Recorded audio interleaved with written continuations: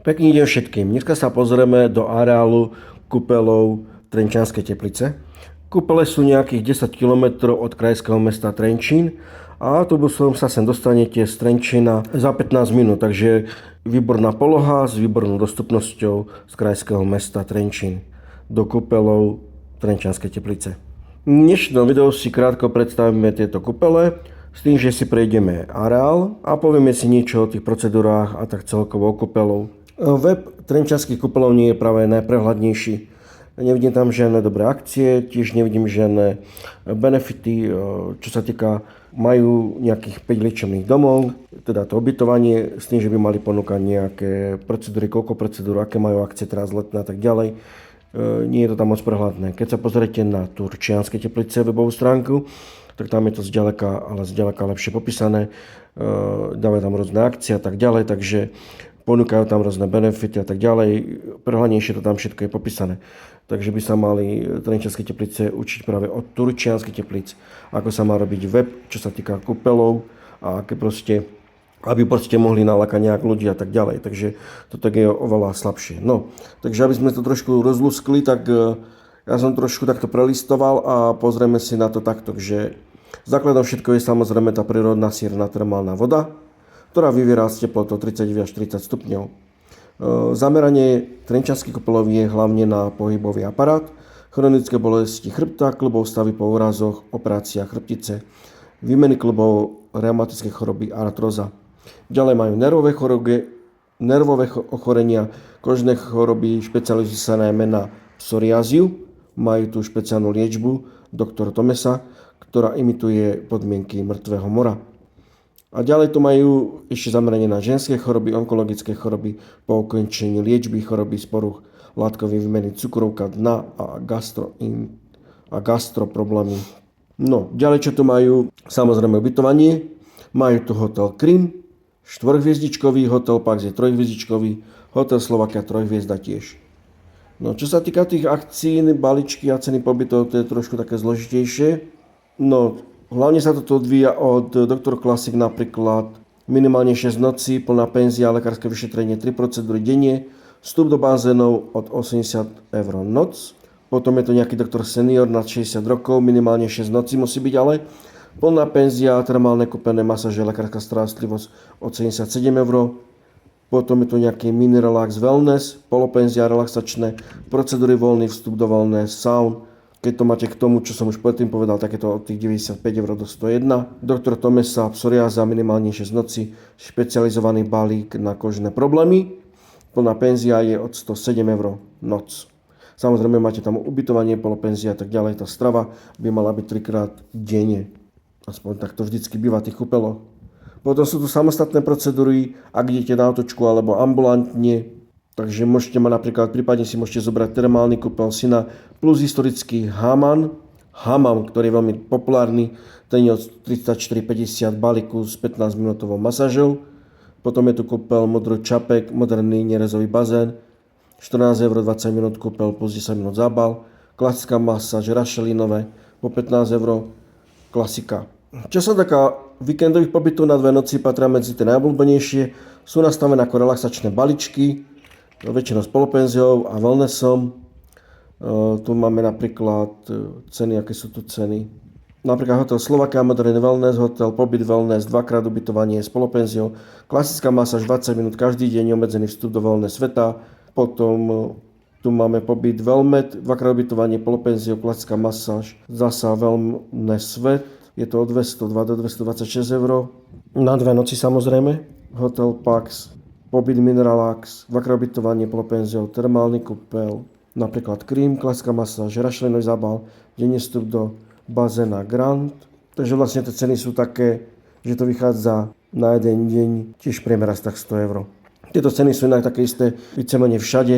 Všetky tieto kúpele na Slovensku majú ten priemer na deň okolo 100 eur. Potom tam záleží, čo si tam budete prikupovať. Záleží, tiež sa treba pozrieť na to, aká je to poloha, v akom prostredí to je. Je treba pozrieť, aké tam majú vlastne, či tam majú tie bufety, alebo vám dajú 3-krát nejakú polopenziu, čo sa týka stravy, alebo vám dajú 3-krát deň jedlo, alebo máte tie bufety tam. To sa môže líšiť. Tiež sa môže líšiť kvalita ubytovania a samozrejme niektorí môžu mať, keď si priplatíte, tak môžu mať nejaké zaujímavé liečebné procedúry, ktoré niekde inde zase nie sú. To si tiež treba pozrieť a podľa toho sa treba rozhodnúť. Samozrejme poloha, prístupnosť, dostupnosť tiež je dôležité. A tiež samozrejme, či majú nejaké akcie. Teraz v lete sú akcie, ale väčšinou veľa kúpeľov to už majú vypredané. Napríklad tie Trenčianske Teplice, tam majú už akcie vlastne vypredané. Ale dá sa niečo nájsť od pondelka do štvrtka, čo od piatku do nedele, tak to väčšinou už je vybukované, takže treba sa na to lepšie pozrieť, popýtať sa, zavolať si. Čo sa týka prostredia, tak malé mestečko je doslova vtesnané do úzkeho lesnatého odolia Stražovských vrchov. To vytvára jedinečnú atmosféru, takže je tam tá pešia zoma, historické námestie a kúpeľné domy plynule prechádzajú do obrovského lesoparku, ktorý je za kúpeľmi hneď. Ďalej, čo je také zaujímavé tu je, že majú hamam. Je historická odpočívareň postavená v roku 1888 v exotickom orientálnom maorskom štýle. Vyzerá to tam ako paláci z rozprávky 1001 noc, bohato vyrezávané arkády, pestrofarebné mozaiky, presklená kupola, cez ktorú preniká svetlo. Slúži ako relaxačná miestnosť po kúpeli v najteplejšom zrkadle Sina. Ak si kúpite procedúru Sina plus hamanom, po kúpeli vás zabalia do deky a oddychujete práve v tomto orientálnom prostredí, kde vám personál naservíruje teplý čaj. Na rozdiel napríklad od Piešťan kúpeľ, kde je kúpeľný ostrov oddelený od mesta riekou, v Trenčianskych Tepliciach tvoria pešia zóna a kúpeľné námestie samotné srdce celého diania, celého mestička vlastne. Hotely ako Pax a Krim sú situované priamo na tejto promenáde. Stačí víc z hotela a hneď ešte ste pri kaviárniach, cukrárniach a s tradičnými kúpeľnými oblátkami, reštauráciami či fontáni. Vďaka tomu, že údolie je úzke, všade okolo námestia sa do výšky dvíhajú zelené lesy. Celé to pôsobí veľmi útulne domácké a bezpečne, keďže tu nejazdia auta. Kúpele na námestie plynule prechádza do rozsiahleho kúpeľného parku v Trenčianskych Tepliciach, ktoré má rozlohu až 16 hektárov. Nájdete v ňom chodničky na prechádzky, upravené kvetinové záhony, vzácne dreviny, labute jazierko. Park je ideálny pre seniorov a ľudí s bolestiami klubov, pretože je kompletne rovinatý. Prostredie Trenčianskych Teplíc je výnimočné práve tým, že z izby prejdete v župane na procedúru, o pár minút neskôr už pijete kávu, na námestie o ďalších 5 minút sa prechádzate v hlbokom tichom lesoparku. Takže všetko na malom priestore, takže určite sa dá. Sú to také menšie kúpele, by som povedal. Nie sú až také noblesné, také jednoduché sa mi zdajú. Určite sa dá. Za tú cenu záleží, kto chce, či mu to vyhovuje.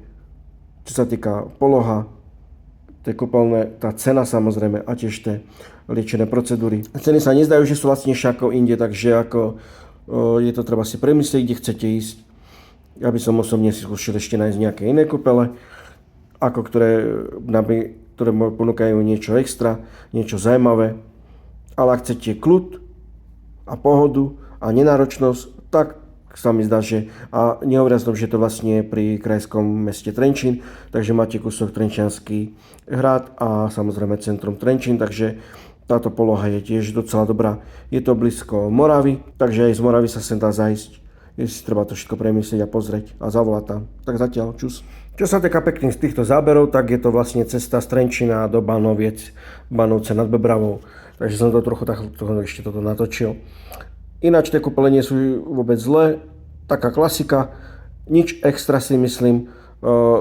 Verím tomu, že by mohli viac konkurovať cenou. Keď máte vlastne nad 6 nocí, tak samozrejme tá cena je lacnejšia a samozrejme treba sa na to lepšie pozrieť. Keď sa vám toto video páčilo, nezabudnite dať like a samozrejme dajte odber. Poprípade napíšte, či by vás tak zaujímalo ešte aké kúpele. Ja dám inak do popisku ešte pod týmto videom odkazy na Vonice kúpele, na tie Trenčianske Teplice kúpele, čo som predtým natočil a samozrejme kúpele a Lučky, ktoré sa mi veľmi páčili, takže si môžete pozrieť ďalšie kúpele a ich ponuky, aké vlastne majú aj to prostredie, to všetko som natočil, tak si to môžete pozrieť odkazok pod týmto videom. Tak pekné dovolenkovanie zatiaľ.